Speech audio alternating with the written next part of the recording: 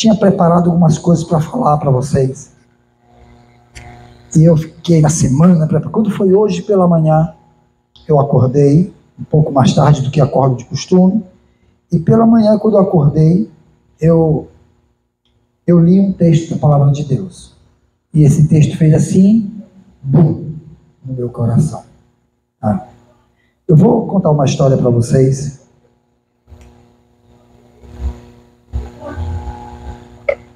Eu tenho compartilhado nos últimos domingos várias histórias de vários personagens, né?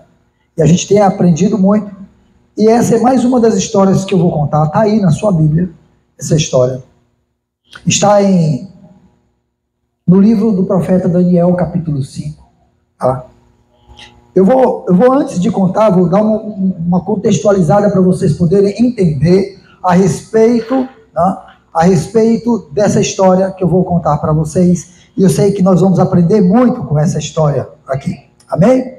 Amém. A história acontece... O profeta Daniel estava vivendo na Babilônia. Babilônia foi o local onde o povo de Deus foi exilado. Tá? O povo de Deus ficou cativo ali. Eles haviam sido libertos do Egito, viveram, conquistaram a tão sonhada terra prometida, tá? Mas porque desobedeceram a Deus, Deus permitiu que o Império Babilônico, chefiado pelo grande imperador e rei Nabucodonosor, levasse cativo todo o povo judeu. Então levou a nação de Judá, a nação de Israel, levou cativo, e nessa leva levou os príncipes da casa do Senhor, e entre eles estava o profeta Daniel, assim como estavam seus amigos, né? Sedraque, Mesaque e Abednego, né? Estavam entre eles. E eles foram levados cativos. Nabucodonosor foi um rei muito, muito desobediente. Ele controlava o maior império da época e ele se achava o próprio Deus. Ele achava que todos deveriam render-lhe reverência. Nabucodonosor era um homem que carregava na sua mão, achava ele, que ele tinha o poder de dizer mata e de poupar a vida de alguém. Ele dava ordem para matar e ele dava ordem para poupar. Ele se achava o cara. Mas Deus tratou com Nabucodonosor.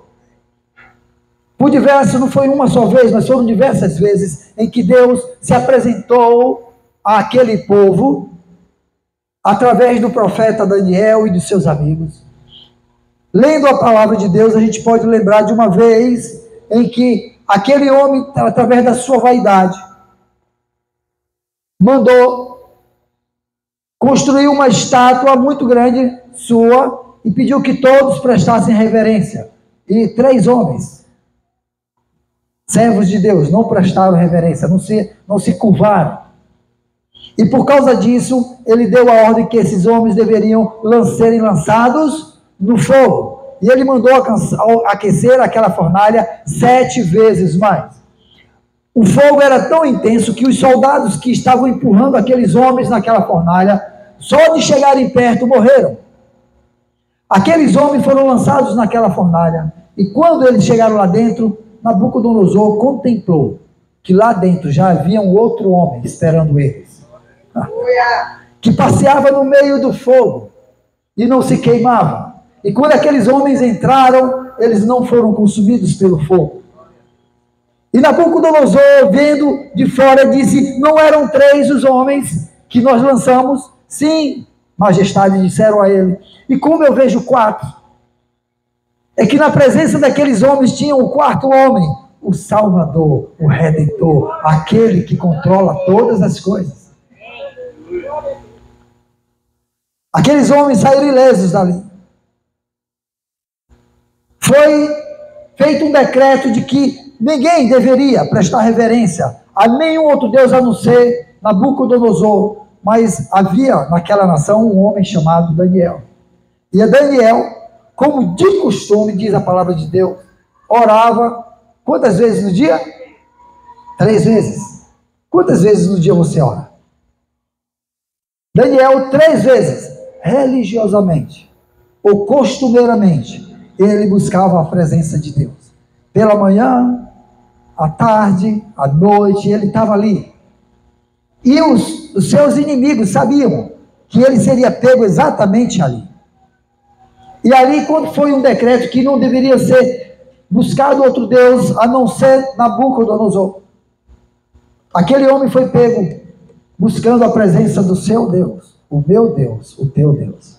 E por causa disso, aquele homem que era amigo de Nabucodonosor, foi lançado na cova com os leões. A grande questão é que o homem da fornalha estava agora dentro da cova dos leões. E quando ele está presente, leão passa fome. Porque ele fecha a boca dos leões. Sabe? Aquele homem, cheio de orgulho, de soberba, de arrogância, Deus tratou de uma maneira tão particular com aquele homem, que aquele homem perdeu todo o seu glamour, toda a sua glória, toda a sua honra, e foi colocado no campo, entre os animais, comendo capim. Aquele homem passou dias e dias lá, até que ele se humilhou perante a presença de Deus. E humilhado perante a presença de Deus, ele reconheceu que Deus é quem era Deus. Sabe de uma coisa, uma boa notícia? Nabucodonosor morreu, mas morreu na presença de Deus, alcançado pelo Senhor. Mas agora o seu neto era rei, chamado Belsazar. Belsazar seguiu o mesmo curso do seu avô, e era um homem arrogante, era um homem prepotente. E é nessa história que no capítulo 5 eu quero contar para vocês o que aconteceu com esse homem. Capítulo 5, livro de Daniel.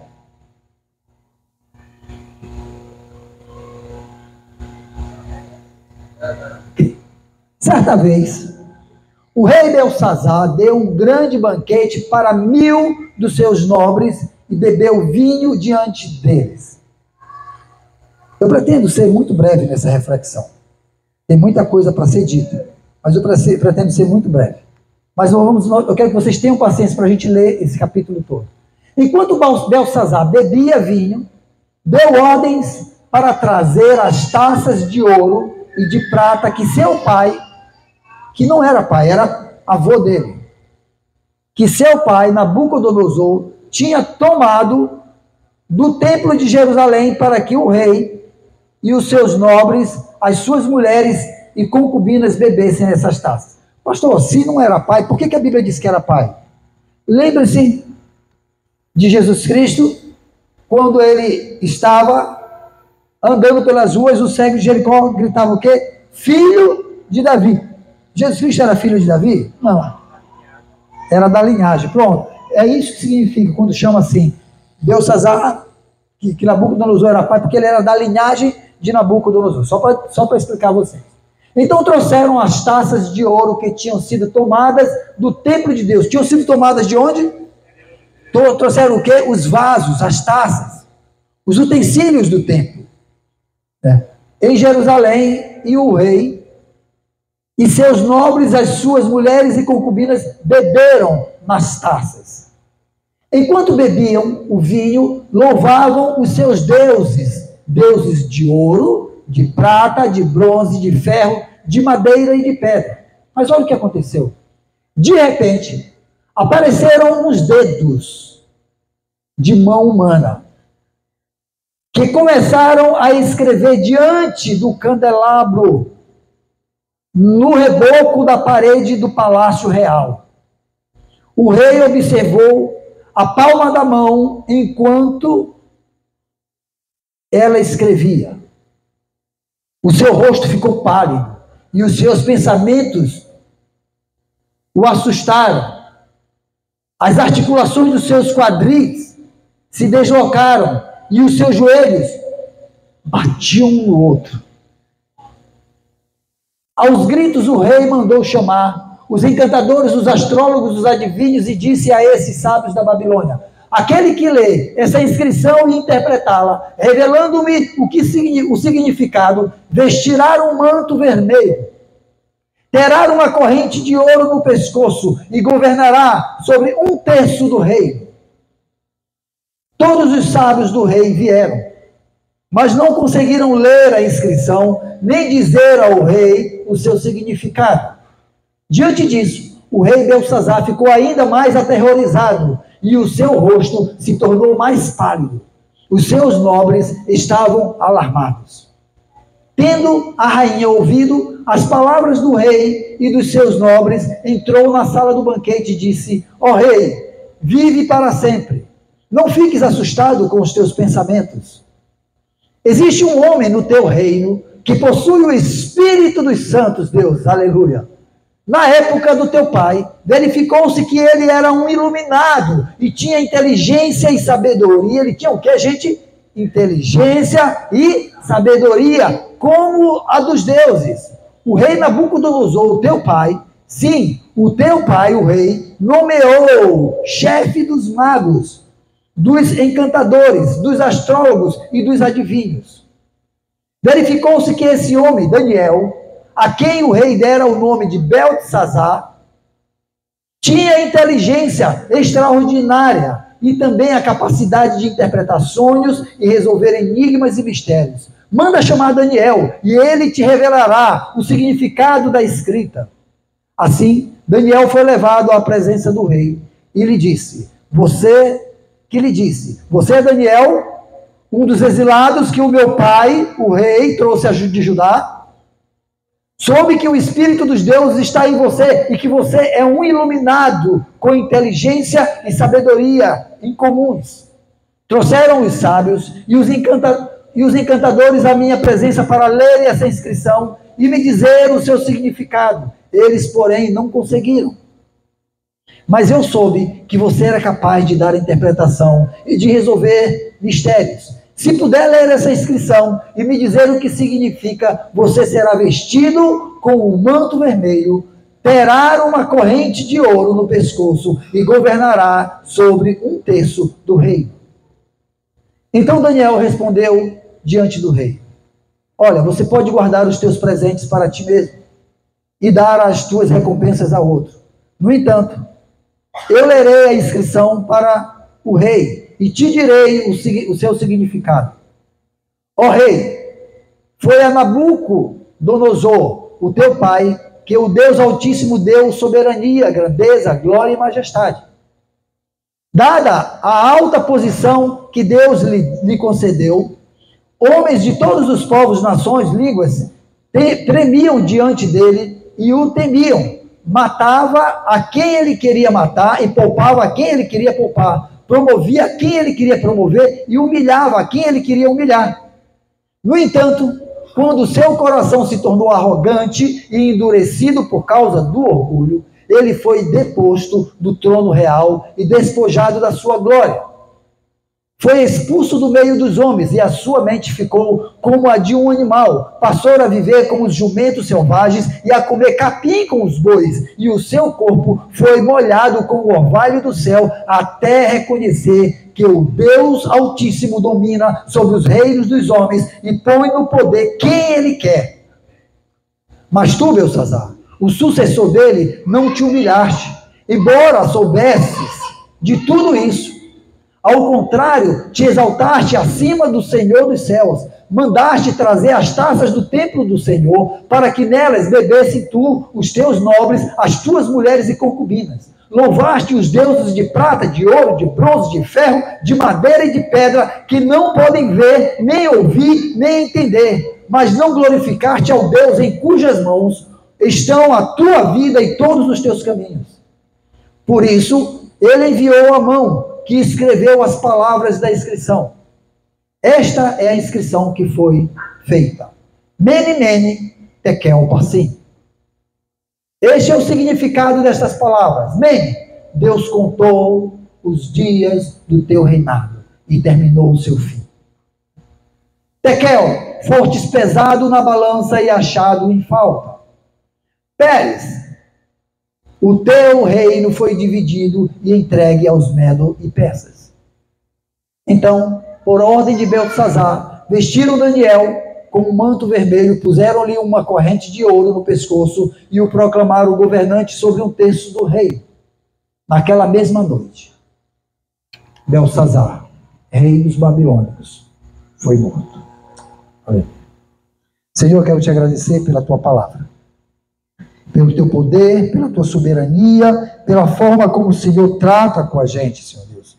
Eu te peço, Espírito Santo, que me inspire e que me use como boca profética esta noite neste lugar aqui, para revelar as verdades da palavra do Senhor aos nossos irmãos, assim como foi revelado a mim, em nome de Jesus. Amém? Eu quero dividir essa festa em duas partes. Mas antes, eu quero dizer para vocês o seguinte, que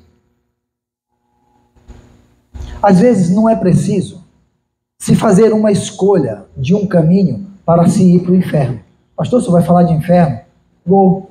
Porque quando eu falo de inferno, eu revelo, sabe o quê? O céu. E às vezes a gente não precisa fazer uma escolha na vida de um caminho para se ir para o inferno. Há um escritor famoso que diz o seguinte, que às vezes basta que a gente fique parado no mesmo caminho por muito tempo para que a gente decida ir para o inferno. Tem gente que está parado no seu mesmo status a vida toda e não toma uma atitude. Sabe de uma coisa? É caminho de morte. Essa história que foi contada aqui serve de alerta para as nossas escolhas nessa vida.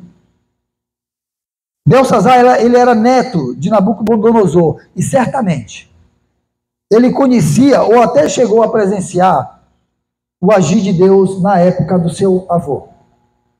Com certeza, Belsazar viu alguns dos feitos do Senhor na época do seu avô. Ele sabia quem era Deus. Ele não estava ali naquela condição inocente. Então eu quero, esta noite, dividir essa história em duas partes, apenas duas partes. E eu quero compartilhar e trazer ensinamentos para vocês, e assim como foi trazido a mim, para que a gente aprenda sobre o nosso Deus. Primeiro, Belsazar, ele decide manter o calendário anual e realiza uma festa para celebrar os seus deuses. Então, eu quero dividir esse banquete em duas partes. A primeira parte, o banquete. E a segunda parte, o espanto. Então, no banquete, foi mantida o calendário anual de Belsazar. Sabe, ele resolveu fazer uma festa. E o que tinha naquela festa? Naquela festa tinha música, tinha comida, tinha muita bebida, tinha orgias, tinha prostitutas, tinha idolatria, tinha profanação. Isso lembra alguma coisa, gente? Isso lembra alguma festa para vocês?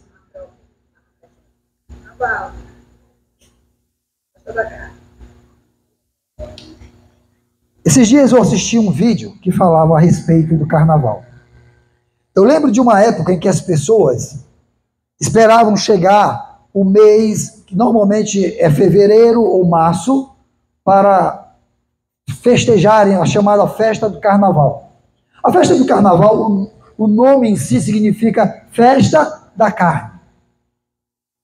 E tem tudo a ver com o que acontece lá. Então o que acontecia antigamente? As pessoas passavam o ano todinho se preparando para esse dia. E nesse dia, nesses dias de carnaval que começavam às vezes na sexta e ia até a terça-feira à noite, acontecia de tudo, né? Acontecia de tudo. E nos dias de hoje, continua sendo assim? Continua ou não continua? Continua não, gente. Está diferente. O carnaval hoje está diferente. O carnaval, as pessoas não aguardam chegar o mês de fevereiro nem o mês de março. O carnaval acontece todo dia na esquina. Todo dia tem a profanação, todo dia tem a prostituição, todo dia tem bebedeira, todo dia tem farra de comida, todo dia tem orgias. E se você não sai, basta você ligar a TV, que vai para dentro da sua casa. Está tudo certo. É assim que acontece. O carnaval deixou de ser comemorado, celebrado aí pelo mundo em 3 dias e passou a celebrar o ano todo. Todo dia acontece o carnaval. Sabe de uma coisa? Na escola do seu filho tem o carnaval, todos os dias. Lá na tua empresa, lá na tua vizinhança, o bar da esquina toca todos os dias e celebra um carnaval. Ou seja, celebra a festa da carne. E isso acontece todos os dias. O que tinha mais nessa festa de Nabucodonosor? Tinha o quê? Vasos consagrados. Era ou não era? Olha só, eles já estavam cheios da manguaça lá, né? da cachaça, do vinho, da bebida da época, e eles já estavam bêbados. Eles escolheram se embriagar com o vinho do mundo, ao invés de se embriagar com o vinho do Espírito. A palavra de Deus, o apóstolo Paulo diz assim: não vos embriagueis com o vinho ao qual há a dissolução, ou seja, a divisão, a contenda, a briga. A contenda no ar, na bebedeira. Ontem à noite, eu estava em casa, quando o meu telefone tocou. Era um funcionário lá da empresa. Disse: seu Zeca, o senhor pode ir no Socorrão 2? Eu disse: o que foi que houve? É que meu irmão se acidentou no trabalho, da empresa que nós trabalhamos. E ele foi levado para o Socorrão 2. Eu disse: ok, vou. É aniversário da minha filha, vou lá, onde minha filha. Tem alguém lá com ele? Tem, mas seria bom se o senhor fosse. Eu digo: vou lá, não tem problema nenhum. Fui lá. E aí, quando eu cheguei lá, ele disse assim: vou ser levado para fazer a cirurgia agora. Um ferro lá da empresa caiu e decepou a mão, assim, enfim. E precisava fazer uma cirurgia, uma reparação na mão dele. E quando ele já estava para entrar no centro cirúrgico, a enfermeira disse assim: olha, ele vai ter que aguardar um pouco mais. E todo mundo perguntou: por que vai ter que aguardar um pouco mais? Porque acabou de chegar alguém esfaqueado e vai entrar na frente. Aí tá bom, entrou o esfaqueado e fizeram o procedimento lá nele. E quando o esfaqueado saiu, entrou o baleado, entrou o cortado por garrafa, e aí foi.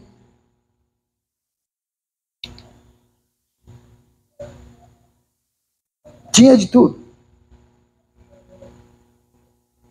Mas eu acho interessante porque nessa festa de Belsazar tinha, depois de se embriagado, depois de bêbado, depois de já alto, ele disse assim: não basta.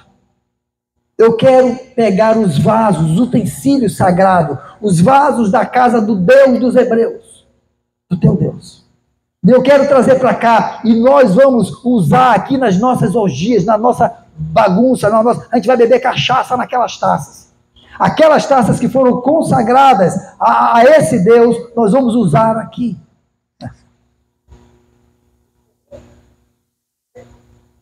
Sabe o que eu vi quando eu li isso? Eu vi vasos de Deus em lugares errados, onde não deveriam estar. Os vasos consagrados a Deus eram para estar aonde? No templo do Senhor, sendo usados a serviço de quem? De Deus. Mas agora os vasos consagrados a Deus estavam no meio da festa, no meio da bebedeira, no meio da profanação, da orgia, da prostituição, da idolatria. Eu quero ler com vocês 1 Coríntios capítulo 6. Porque se naquela época os vasos de Deus, o templo do Senhor, era um prédio em Jerusalém, e os vasos eram taças e utensílios e candelabros de ouro, nos dias de hoje, quem são? Quem é o templo e os vasos do Senhor? Olha só, 1 Coríntios: acaso vocês não sabem que o corpo de vocês é o templo do Espírito Santo que está em vocês, o qual vocês receberam de Deus? Vocês não são de vocês mesmos. Lê também comigo 2 Coríntios capítulo 4, verso 7. Diz assim: pois quem 2 Coríntios 4, 7, isso. Temos, porém, esse tesouro em vasos de barro. Que tesouro? A presença de Deus, o evangelho do Senhor. Temos, porém, esse tesouro em vasos de barro para mostrar o poder que a tudo excede e provém de Deus, não de nós. Sabe de uma coisa, meus queridos? Se naquela época de Belsazar, os utensílios, os vasos do templo eram taças de ouro, olha para a pessoa que está do seu lado. Diga assim, olha, você é um vaso de Deus. Tessalonicenses, eu acho que é a primeira Tessalonicenses, no capítulo 4, verso 4. Deixa eu ver se é. Cada um saiba controlar o seu próprio corpo de maneira o quê? Santa e honrosa.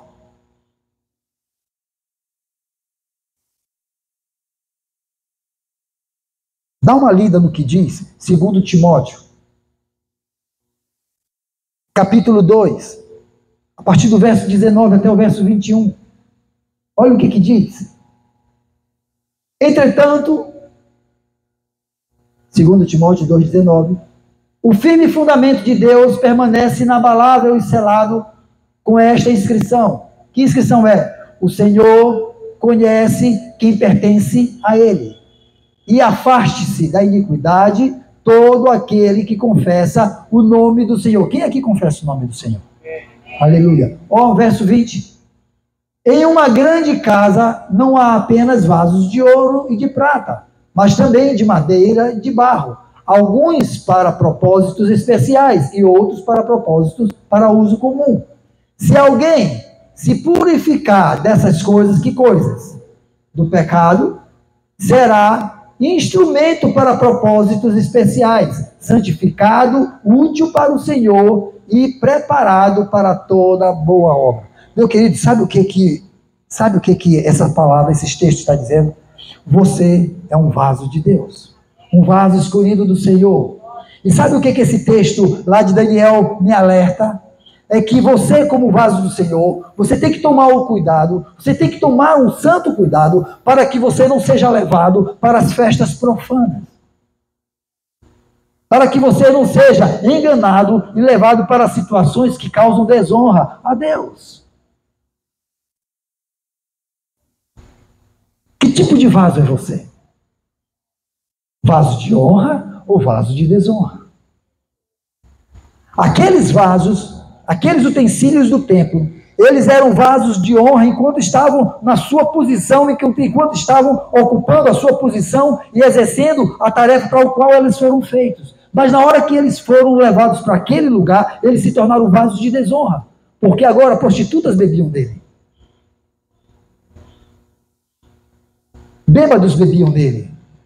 Profanos bebiam dele. Adúlteros bebiam dele.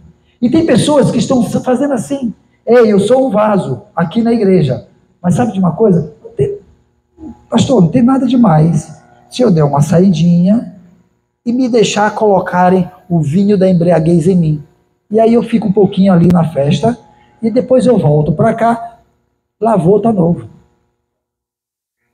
Lava de novo e tá tudo certo. Entendeu? Pode ser usado novamente. Sabe o nome disso, meu querido?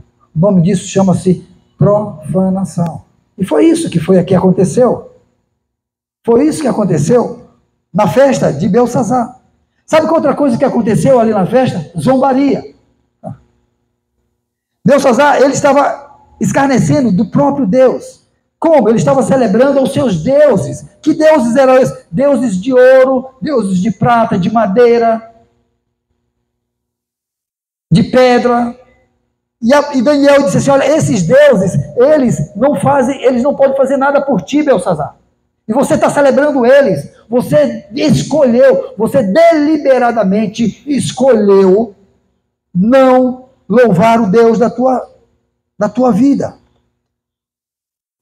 Você estava vivendo uma falsa segurança. Olha, deixa eu falar uma coisa para vocês. Belsazar, ele estava fazendo aquilo, confiado, sabe em quê?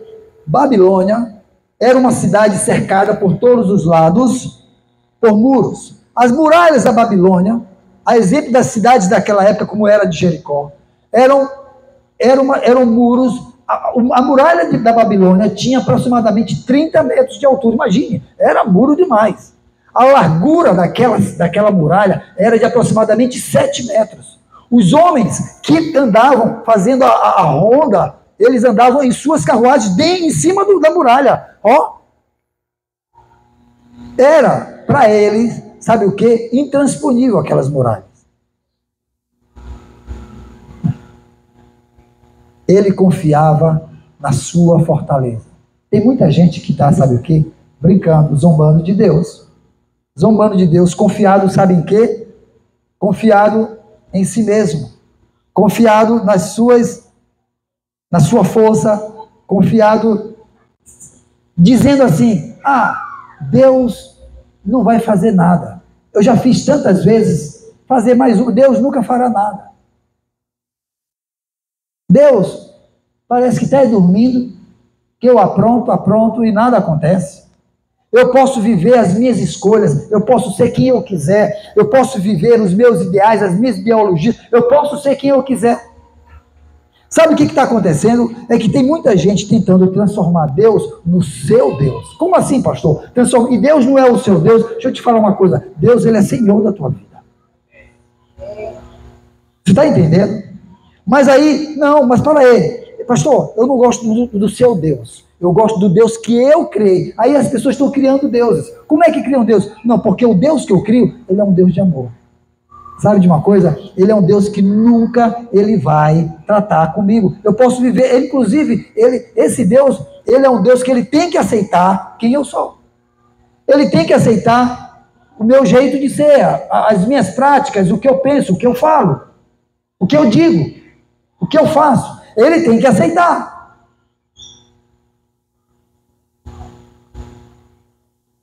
Tem muita gente se valendo da síndrome de Zagallo.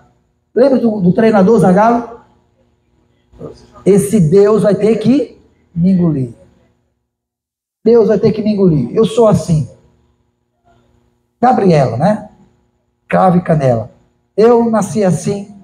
Eu sou mesmo assim. Vou ser sempre assim, Gabriela. Deixa eu te contar uma coisa, meu querido. Se você ler Gálatas capítulo 6, verso 7, você vai descobrir que a coisa não é bem assim, não. Olha só o que diz lá. Não se deixe enganar. De Deus não se zomba. Porque aquilo que o homem semear, isso também colherá. Olha só. Estava bem perto a hora de Belsazar colher aquilo que ele estava semeando. Ele viveu a vida dele todinha, vendo os feitos de Deus na vida do seu avô, na vida dos servos de Deus que habitavam ali naquele lugar. Ele teve muitas e muitas e muitas oportunidades. O próprio Daniel disse aqui para ele, ei, você teve chance, mas você escolheu. Ou seja, é uma decisão pessoal. Tem muita gente que, uma coisa é você estar lutando contra uma inclinação para o pecado, outra coisa é você, não, eu escolho, eu decido, eu que quero. Essa é uma decisão minha. Isso é diferente. O nome disso chama, sabe o quê? Deixou de ser pecado. Começa a ser o quê? Iniquidade. Quando eu faço isso deliberadamente. E todas as vezes que há iniquidade, existe o quê de Deus? Juízo. E o que estava acontecendo aqui com Belsazar era exatamente isso. Havia no coração dele iniquidade. Ele vivia isso e ele não se apercebia do perigo que ele estava correndo, que a destruição estava em sua volta. E muita gente vive assim, vive sem se aperceber do perigo, sabe? Vive sem se aperceber da destruição que lhes ronda. Vive como se nada fosse dar errado. Hoje, você está aqui e a palavra de Deus está servindo de alerta para você. Nós estamos... Aí o mundo inteiro conhece o que se está celebrando hoje aqui no Brasil. Nas esquinas, nos lugares, a litorânea aqui na nossa cidade está cheia de ponta a ponta. Lá no centro da cidade é quase que impossível você chegar lá porque os carros estão estacionados. Há uma multidão de gente. Você vai de carro, eu trabalho, eu tenho que ir buscar os funcionários já tarde da noite, e já tomados de cachaça, de muita bebida, muita cerveja. Sabe o que eu vejo todas as noites? Eu vejo nudez, eu vejo orgia, eu vejo pessoas praticando sexo, tendo relações ali na frente de todo mundo, como animais. Era essa ou não era essa a festa de Belsazar? Era a mesma festa. Alguns anos atrás, nós decidimos fazer um trio elétrico para botar no carnaval. Trio elétrico gospel. E eu subi no trio elétrico e fui tocar. E o povo cantava. E a gente ia distribuindo água e distribuindo folhetos.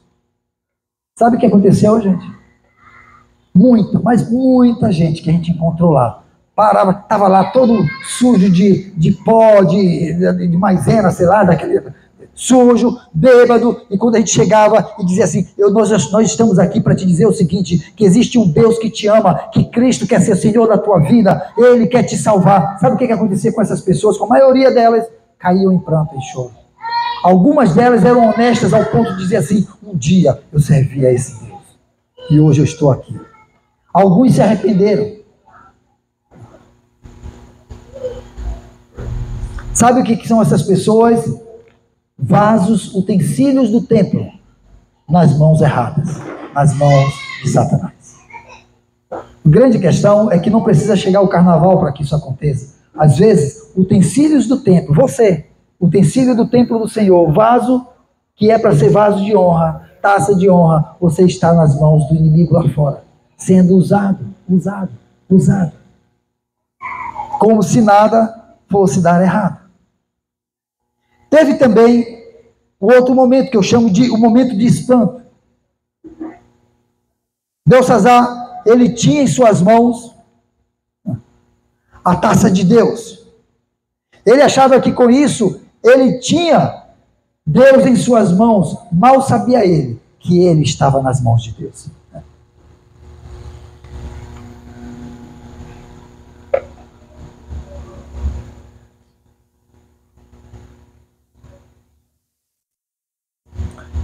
As pessoas, elas vivem achando que eles podem controlar Deus, controlar o pensamento de Deus, a decisão de Deus.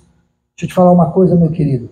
Não queira apequenar, não queira tornar Deus do tamanho do teu pensamento, do tamanho da tua ideologia, do tamanho do teu pensamento, do tamanho da tua convicção. Sabe? Deus é muito maior do que isso. Não pense você que Deus vai se moldar só porque você... Não, Ele me ama, eu sou um filho amado, eu sou isso. Você é tudo isso. E porque Deus te ama, Ele vai exercer em algum momento, em um dado momento, Ele vai exercer a justiça sobre a tua vida. Tome cuidado. Tome cuidado com tudo isso. As pessoas, elas vivem achando que elas podem controlar Deus como eles bem quiserem. Eles fazem deuses para si, conforme as suas conveniências. É conveniente viver assim, é conveniente ser assim, então Deus seja desse jeito. Deus tem que querer, tem que aceitar. Quantos vasos já estiveram nos altares de Deus?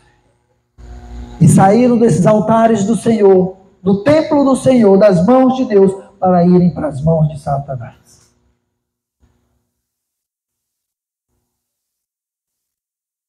Quando essas pessoas pensam assim, é exatamente quando isso acontece.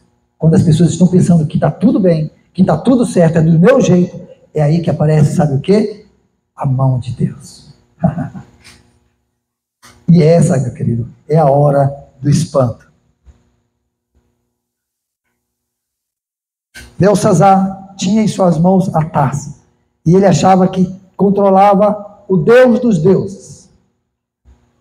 Foi nesse momento que a mão do Senhor, o dedo do Senhor, apareceu e escreveu a sentença.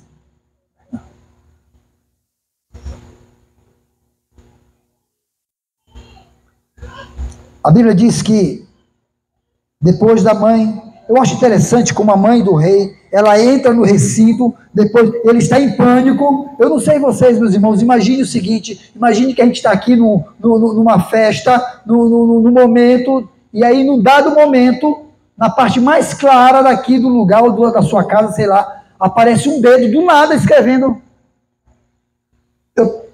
Eu não sei vocês, mas eu saía correndo. Sabe, parece coisa da família Adams, né? Aquela mãozinha. Aparece uma mão, entendeu? Escrevendo no reboco da parede. Imagine, gente. Tá, eu vou perguntar uma coisa para vocês. Quem aqui ficaria assim, dizendo, olha, gente, que legal aquela mão. Quem aqui não se assustaria? Quem aqui não entraria em pânico? Deixa eu dizer uma coisa para vocês, meu querido. Por muito menos as pessoas andam se assustando. Imagine uma mão do nada aparecendo e escrevendo no reboco da parede. O texto disse que Belsassar ficou pálido. Já viu alguém ficar pálido de medo? Já viu alguém ficar pálido de medo? Eu já fiquei pálido de medo. Eu já fiquei.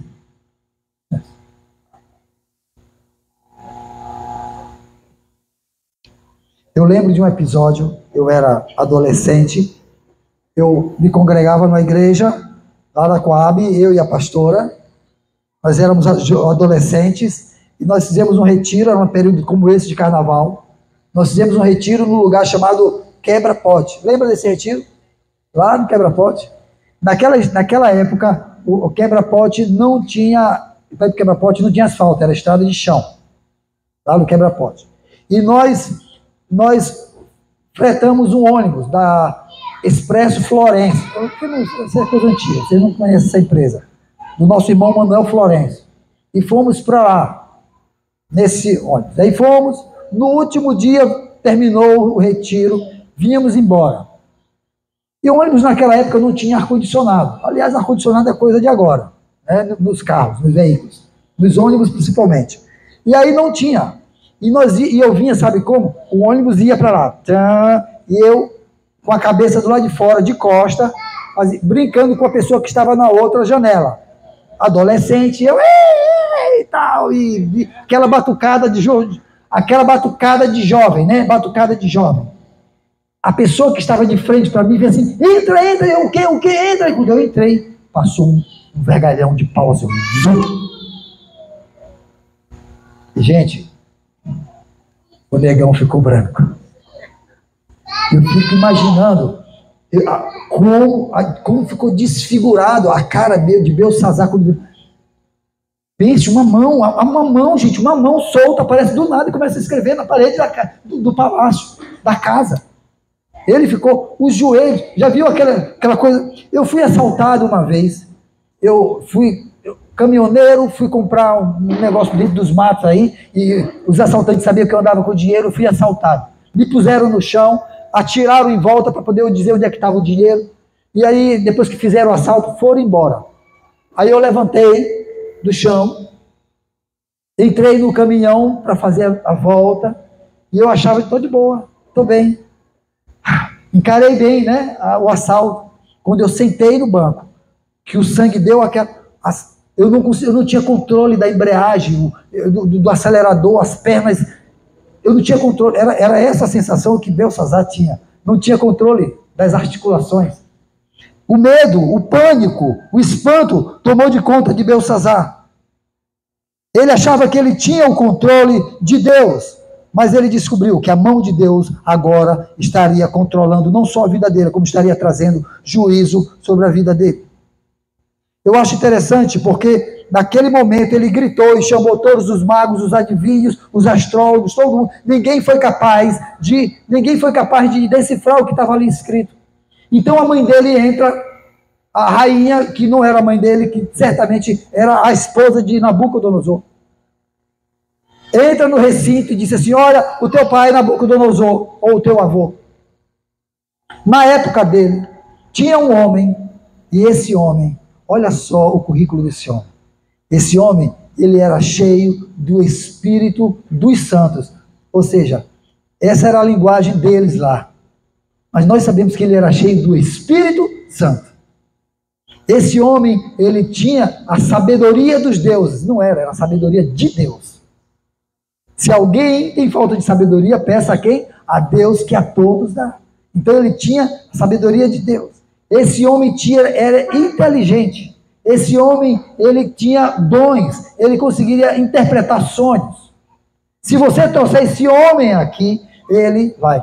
Só porque eu acho interessante. Na época que Daniel foi levado para a Babilônia, Daniel era jovem, não era isso que a Bíblia diz? Que havia um jovem, né, que decidiu não contaminar-se com as iguarias do rei. Vocês conhecem essa história? Daniel, quando chegou ali na Babilônia, Daniel foi posto da frente dele um grande banquete. E ele disse assim: eu não vou comer desses manjares oferecidos a outros deuses. Eu vou comer me dê apenas verdura, legumes, e pode deixar que eu vou ficar bonitão, saudável.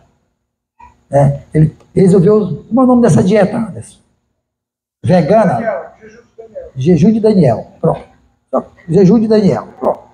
Daniel só comia verduras. Tal. Era uma dieta. Tem umas pessoas que fazem esse negócio hoje. Então, Daniel resolveu não contaminar-se. Interessante é que naquela mesma época de Daniel, Belsazar já era nascido. Eles foram criados, talvez não. Oi. Acabou.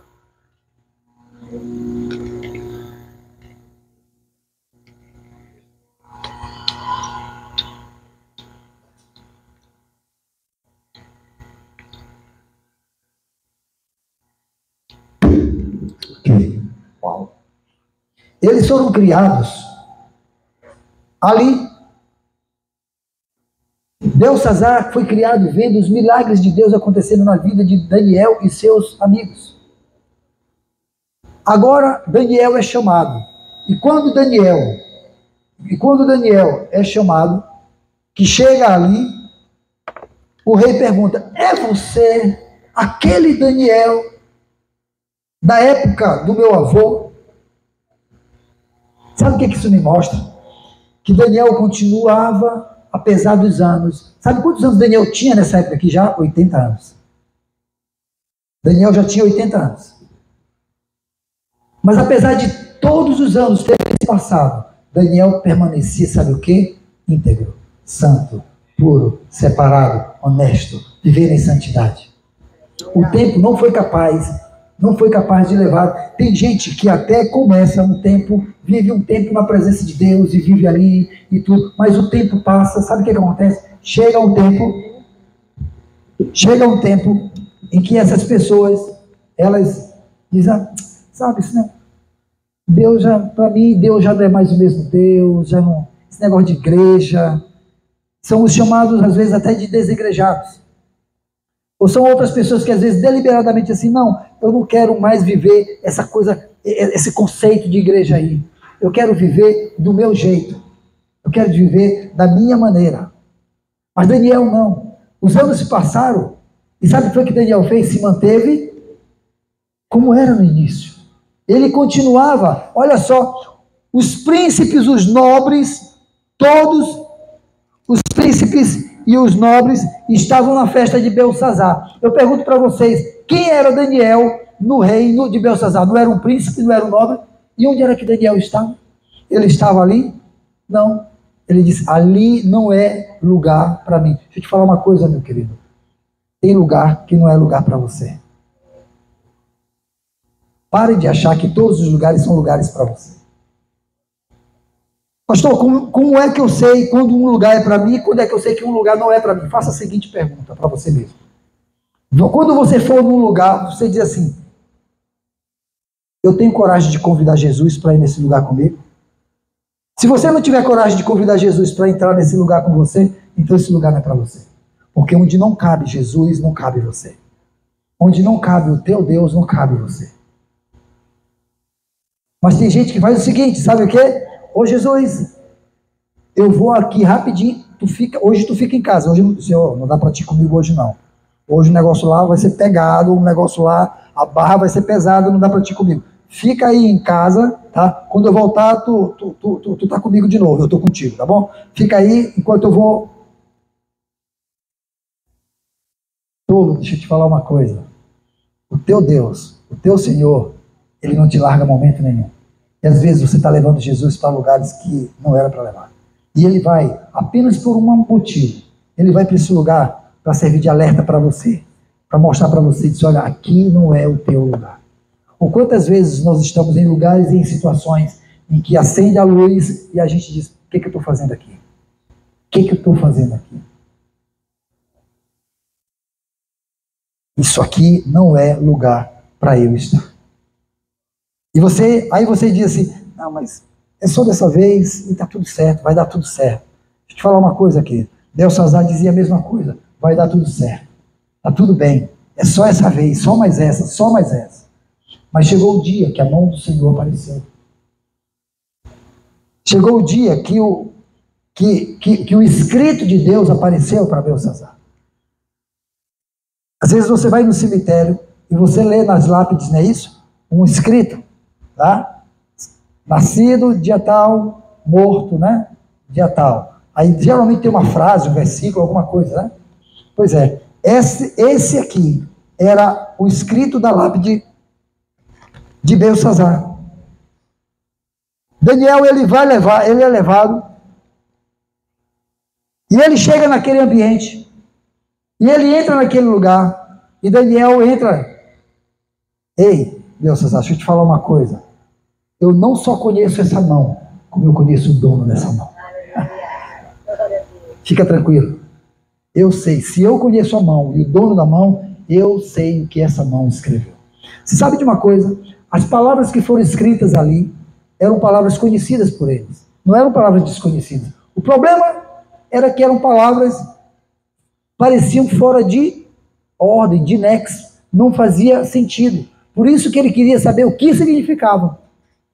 A questão não era ler, eles sabiam ler, saber o que significava. O grande pavor dele é que apareceu uma mão do nada, escreveu 3 palavras, e essas 3 palavras fora de ordem. O que as palavras significavam? As palavras estavam escritas lá, significavam Mene, mene. Contou. Sabe de uma coisa?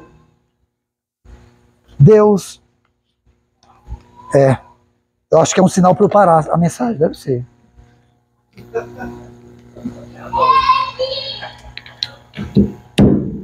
Okay. Mene, contou. Deixa eu dizer uma coisa para vocês, meu querido. Acredite, vai chegar a hora que Deus vai contar. Vai contar. Você pode estar vivendo de qualquer jeito. O mundo lá fora pode estar vivendo de qualquer jeito. As pessoas podem estar vivendo de qualquer jeito, mas vai chegar a hora em que Deus vai contar. A outra palavra era tekel, que significa pesou. O texto diz assim, você foi pesado e foi achado em falta. Eu acho interessante esse termo quando diz assim, pesou e foi achado em falta. Nesse contexto bem aqui, meu querido, não queira ser leve, queira ser pesado, não queira ser leve. Porque estar leve significa estar em falta. A vida de Belsazar foi pesada e foi encontrado, sabe o quê? Em falta. Belsazar, ele foi posto na balança, e tem muita gente que tem sido posto na balança. E Belsazar foi encontrado em falta, e tem muita gente que é encontrado em falta, ou seja, o peso não bate. Na vida de Belsazar, durante a vida dele, ele fez coisas que desonrou a Deus. E quando ele foi posto na balança, não foi encontrado em falta.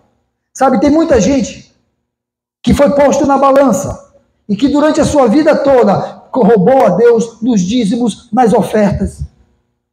Roubou no tempo, nos dons, nos talentos, roubou nos recursos, roubou na adoração, viveu apenas para si. Sabe de uma coisa? No dia que você for posto na balança de Deus, Deus vai dizer assim, pesado fostes, e foste encontrado em falta. Está faltando. O que você fez do teu tempo? O que você fez do vigor da sua vida? O que você fez, sabe, dos recursos que eu confiei a ti? O que você fez dos talentos que eu dei a ti? O que você fez dos dons espirituais que eu te dei? O que você fez? Você decidiu viver só para si? Movido apenas pelo teu achismo, pelo que você diz, eu vou viver desse jeito e pronto. Não estou nem aí para ninguém. Ninguém paga minhas contas, bobo, tolo. Deus vai te colocar na balança e vai te perguntar, está faltando? O que você fez? O que você fez? Eu acredito que Belsazar, ele representa exatamente essa geração de hoje, que vive assim, vou aproveitar o momento. Vou aproveitar o momento. Agora é o momento de curtir. Curtindo a vida doidada. Já assistiram esse filme? Curtindo a vida, como se nada fosse de mal fosse acontecer. Eu acho interessante nesse filme, porque ele vai viver a vida doidada até que o carro do pai dele, lá do avô dele, sei lá, do pai dele, quebra e tudo. E, meu Deus. Parece... Deixa eu dizer uma coisa para você, só nos filmes de Hollywood é que tudo dá certo no final. Mas no filme da vida real, meu querido, quando você for pesado, se for encontrado em falta, deixa eu te falar uma coisa, vai dar ruim. Vai dar ruim. E essa geração, ela é assim, vive a vida conforme as suas convicções. Belsazar viveu assim, viveu a leveza da vida. Sabe qual é a leveza? Eu vou beber todas, eu vou curtir todas, eu vou viver todos os momentos. Isso é a leveza da vida. Gente, aproveite enquanto você está vivo, você vai morrer. Aproveite, aproveite, aproveite. E Satanás, ele está fazendo assim, ele está dizendo assim, ei, curta a vida, porque quando isso tudo acabar, acabou, acabou, acabou. Só se vive uma vez, então aproveite. Vai chegar o dia da balança de Deus. E quando ele chegar... Eu me lembro, sabe, qual a história do jovem rico? Lembra da história do jovem rico com Jesus?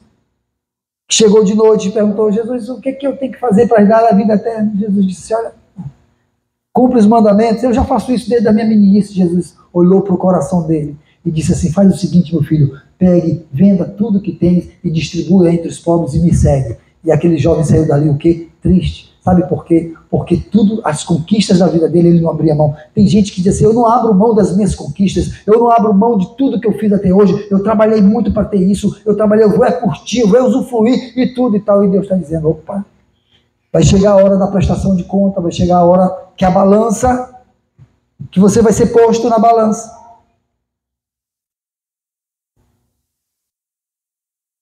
Também estava escrito ali, passim, que significa dividiu. O que Belsazar não sabia é que o seu reino já estava dividido. Naquela mesma noite, ele estava confiado na sua fortaleza, na sua cidade. Só que ele esqueceu que um rio alimentava a cidade, entrava por baixo da muralha e passava por dentro da cidade. Os persas fizeram, sabe o que? Desviaram o curso do rio. E enquanto ele festejava, confiado na sua fortaleza, o rio secava. E quando secou, os persas entraram por baixo, naquela noite, e foi tomado de surpresa. Sabe de uma coisa, meu querido? Enquanto você festeja o carnaval da vida, o rio da vida seca na tua alma. E você pode ser pego de surpresa. E quando você for pego de surpresa, sabe de uma coisa? O império do inimigo vai te matar. Vai te dominar.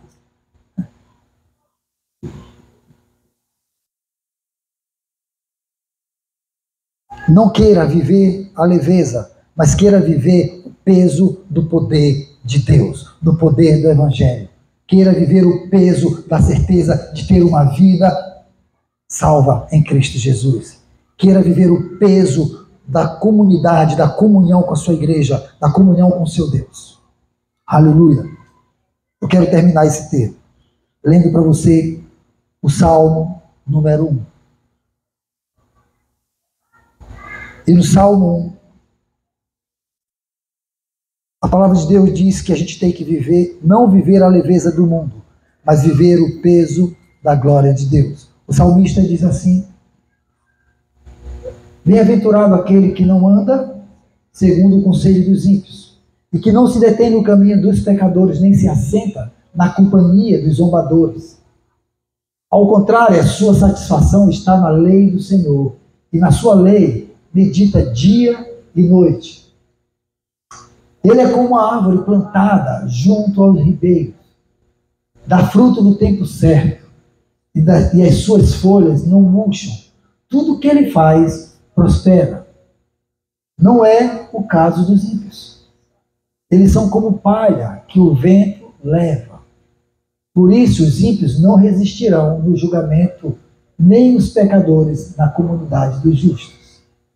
Porque o Senhor conhece o caminho dos justos, mas o caminho dos ímpios leva à destruição. Sabe o que esse salmo está dizendo? Que o ímpio, aquele que não conhece a Cristo, ele vive como palha. Palha é palha, folha seca. É pesado ou é leve? É leve. Porque é leve, é levado por qualquer vento. Mas o justo não. O justo é como uma árvore plantada junto ao ribeiro. Ei, vem o vento, vem a tempestade, vem as lutas, nada abala. Meu querido, viva o peso da glória de Deus. E não viva a leveza do mundo e do inferno. Que Deus nos abençoe. Amém. Amém. Que Deus tenha misericórdia das nossas vidas. Amém.